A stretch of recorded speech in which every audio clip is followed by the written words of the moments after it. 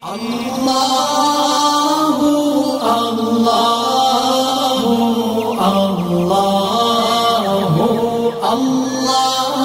جب آتی ہے نا تو ایسے جیسے جھاڑو پھیڑ کے سارے مسئلے ختم. چل بھائی چل شاباش, جا کے لیٹ جا پھٹے پہ جا کے لیٹ جا. تجھے اتنا اللہ اکرام کر دیتے ہیں کہ لواحقین کو کہتے ہیں اس کو ذرا غسل دے دو تمیز سے غسل دے کے بس. باقی تو جو اس کے ساتھ ہوگا قبر میں, کیڑے کھائیں گے, مرے گا, سڑے گا, وہ تو ہوگا, وہ تو مجھے پتہ ہے نا, میں جانوں میرا بندہ جانے. تمہارے پاس ہے تو چلو تمہارے درمیان رہا ہے, کچھ خدمت بھی کی ہوگی, نہیں تو ایک انسانیت کا رشتہ تو ہے, تھوڑا سا نہلا لو. اب تو وہ نہلانا بھی عیدی سینٹر میں ہو رہا ہے پائپ سے نا, جو عزت کے ساتھ ایک غسل ہوا کرتا تھا ونس اپون اے ٹائم, اب وہ بھی مردوں کو نصیب نہیں ہو رہا. پہلے تو بیٹا اپنے باپ کو کندھوں پہ لٹا کے غسل دے رہا ہوتا تھا, بیٹی اپنی ماں کو غسل دے رہی ہوتی تھی, رو رہی ہوتی تھی, غسل دے رہی ہوتی تھی, تلاوت کر رہی ہوتی تھی, دعائیں کر رہی ہوتی تھی کہ آخری خدمت کا موقع اللہ نے دے دیا, شاید اسی سے بخشش ہو جائے. اب وہ بھی نہیں ہے.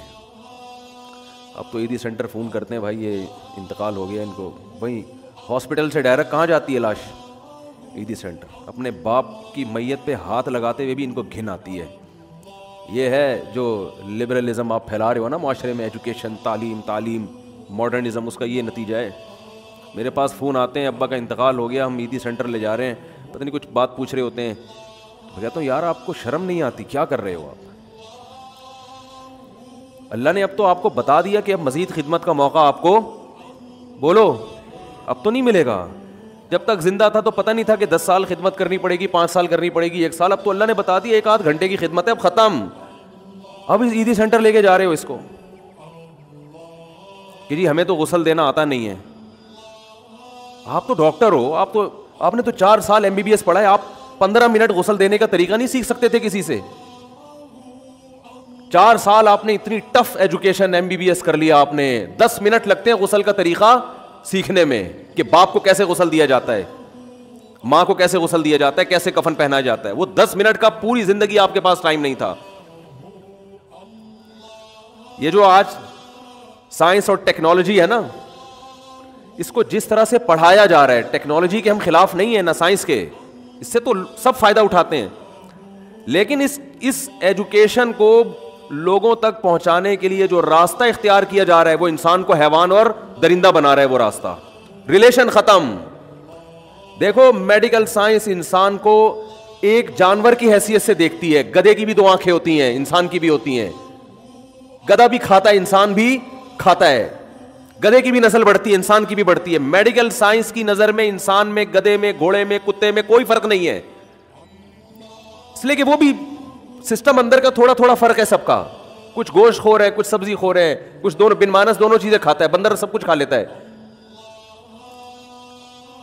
انسان کو انسان بنانے کے لیے میڈیکل سائنس کی تعلیم کافی نہیں ہے. انسان کو انسان بنانے کے لیے وحی کی تعلیم ضروری ہے, قرآن و سنت کی تعلیم ضروری ہے, مذہب کی تعلیم ضروری ہے, خدائی تعلیم ضروری ہے جو اللہ نے لاکھوں ہزاروں پیغمبروں پر نازل کی. آپ اگر پیغمبروں سے رشتہ ختم کر دو گے, آپ میں اور گدھے میں فرق ختم ہو جائے گا. گدھے کا بھی پتہ نہیں ہوتا میرا باپ کون ہے, میری ماں کون ہے, پتہ ہوتا ہے گدھے کو. تبھی تو قرآن کہہ رہا ہے الذین کفروا یاکلون ویتمتعون کما تاکل الانعام. جو خدا کے منکر ہیں, جو خدائی تعلیمات کو نہیں مانتے, وہ ایسے کھاتے ہیں اور ایسے دنیا کی نعمتوں سے لطف اندوز ہوتے ہیں جیسے چوپائے اور جانور. آپ کہہ سکتے ہو اللہ ایسے تو نہیں کھاتے, گدھا تو کھڑے ہو کر کھاتا ہے, کافر تو آرام سے بیٹھ کے کھاتا ہے, اور چوپائے تو چلتے پھرتے کھاتے ہیں, اور یہ تو چھری کانٹوں سے کھاتے ہیں. بڑے ڈیسنٹ طریقے سے 3 پیس سوٹ میں بیٹھ کے میز کرسی پہ, اور پلیٹ پہلے صاف ہوگی, اس کے بعد صاف ہوگی, ہاتھ صاف ہوں گے, تو بڑے تمیز سے کھاتا ہے انسان. تو اس لیے اللہ نے فرمایا کہ جو مذہب کو نہیں مانتے, چاہے وہ کتنی تمیز سے بیٹھ کے کھائیں, اللہ فرماتے ہیں کما تاکل الانعام, یہ ایسے ہیں جیسے چوپائے. اللہ